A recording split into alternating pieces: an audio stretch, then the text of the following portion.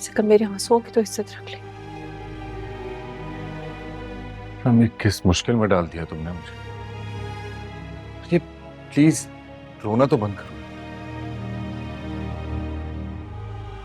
चले नहीं रोती, चुप हो गई।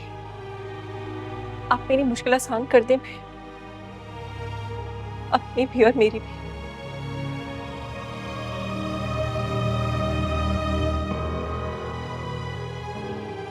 हम तुम समझ क्यों नहीं रही हो? मैं हया को पसंद करता हूँ। पसंद करते हैं? कैसे? आपको वक्त ही कितना हुआ है हया को जानते हो और आप कह रहे हैं कि आप उसे पसंद करते हैं। रोहान, मैं आपके साथ बचपन से हूँ, बचपन से मोहब्बत की है मैंने आपसे। हम इस बात का जवाब नहीं है मेरे पास। रोहन, रोहान, ये मैं और आफाक तुम्हारे लिए। क्या हुआ? कुछ नहीं।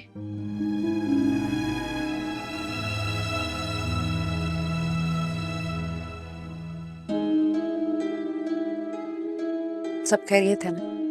जी। मैं और आफाक तुम्हारे लिए शेरवानी लेके आए, देख लो कैसी। जी बिल्कुल, अब आप लोग लेकर आए तो अच्छी होगी डेफिनेटली। हम हया की भी सारी शॉपिंग कर आए हैं, चांद सी लगेगी तुम्हारी दुल्हन। ट्राई कर लेना। जरूर जरूर।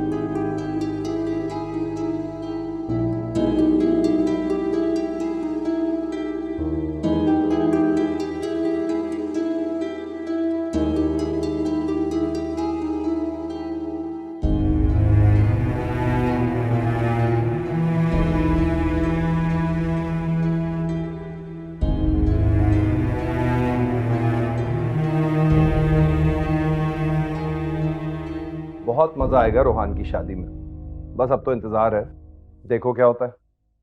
पर पापा, रोहान चाचू की अचानक शादी, आई एम सरप्राइज। हम सभी सरप्राइज्ड हैं। आखिर वो है कौन जिन्हें दादू ने खुद रोहान चाचू के लिए चुना है?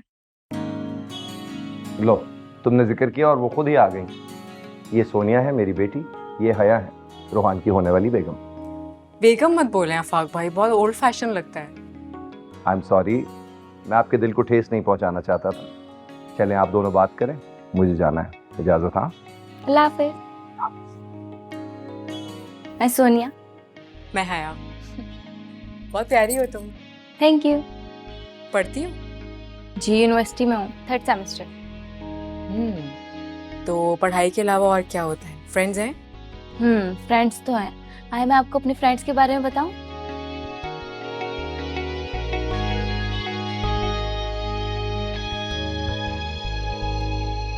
बताओ, तुम रोहान मुबारक के कमरे में क्यों गई थी और वहां बैठी क्यों रो रही थी? भाभी जान, ये तो अक्सर ही वहां आती जाती रहती है। आसिया, मैंने तुमसे सवाल नहीं किया, जिससे पूछा है वही जवाब देगी। बताओ। वो मानी जान, मैं अस्सलामुअलैकुम। तुम क्यों आए हो यहाँ? क्यों भाई, यहाँ ऐसा क्या हो रहा था जो मैं नहीं आ सकता? इरम से कुछ पूछा जा रहा है जिसका जवाब नहीं दे पा रही है। दरअसल वो भाभी जान पूछ रही थी कि इरम तुम्हारे कमरे में आकर रो क्यों रही थी। ओह, इस बात का जवाब तो आप ही को देना चाहिए ना आसिफ अब्बू।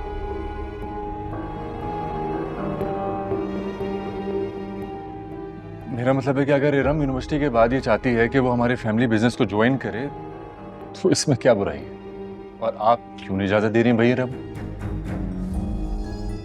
हाँ, लेकिन रोहान, है तो ये लड़की ना, इसका काम तो नहीं बनता ये सब।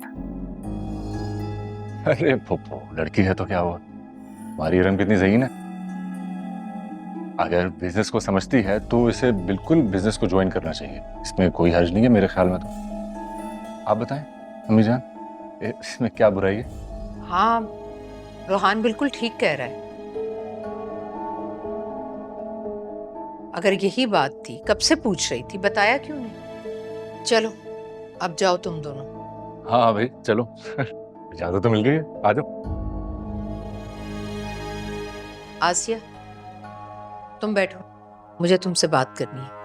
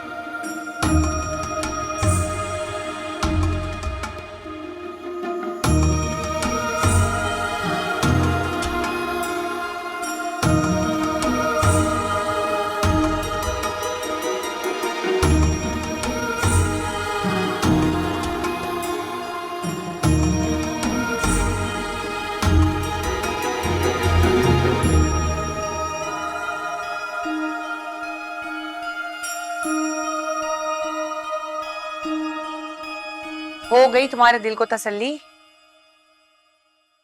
नहीं अम्मी, अम्मी जब तक रोहान मेरे सामने खड़े होकर एतराफ नहीं करते ना, मेरे दिल को तसल्ली नहीं होगी। आहिस्ते बोलो, कोई सुन लेगा।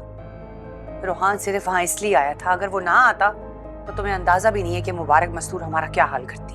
लेकिन अम्मी आप ये भी तो देखे ना कि रोहान ने किसके हक में बात की, मेरे हक में। तुम्हारे हक में उसने बात नहीं की है, वो सिर्फ वहां इसलिए आया था ताकि वो तुम्हें मुबारक मस्तूर के अजाब से बचा सके, बस। नहीं अम्मी, ये भी तो देखें कि इससे ये पता चलता है ना कि उनके दिल में मेरे लिए कितनी जगह है, वो मेरे बारे में क्या सोचते हैं। किस कदर कोई तुम बेवकूफ लड़की हो। अरे उसकी हमदर्दी को तुम मोहब्बत समझ बैठी हो। खुशफहमी में हो तुम। और इरम, जितनी जल्दी हो सकता है ना, इस खुशफहमी से बाहर आ जाओ, समझ लो इस बात को।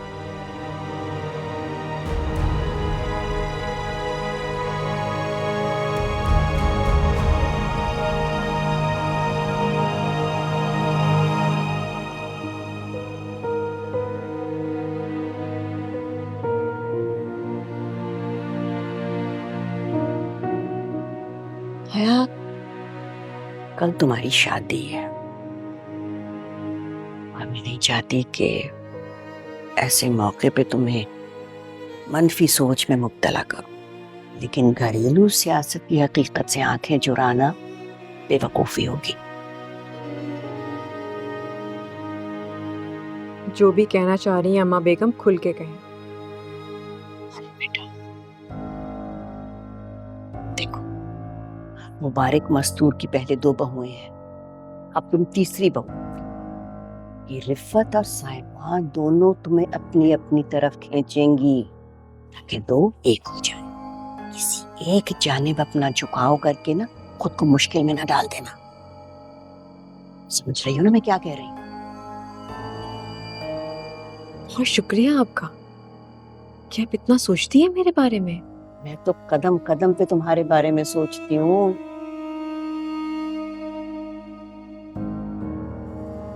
लेकिन सिर्फ एक कदम पर नहीं सोचा आपने मेरे बारे में। माजी को भूल जाओ और आने वाले वक्त के बारे में सोचो। मैं बता रही हूँ, इन दोनों से बहुत होशियार रहना।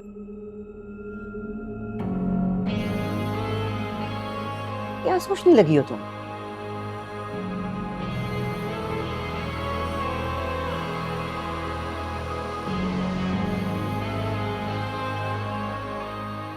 कुछ नहीं।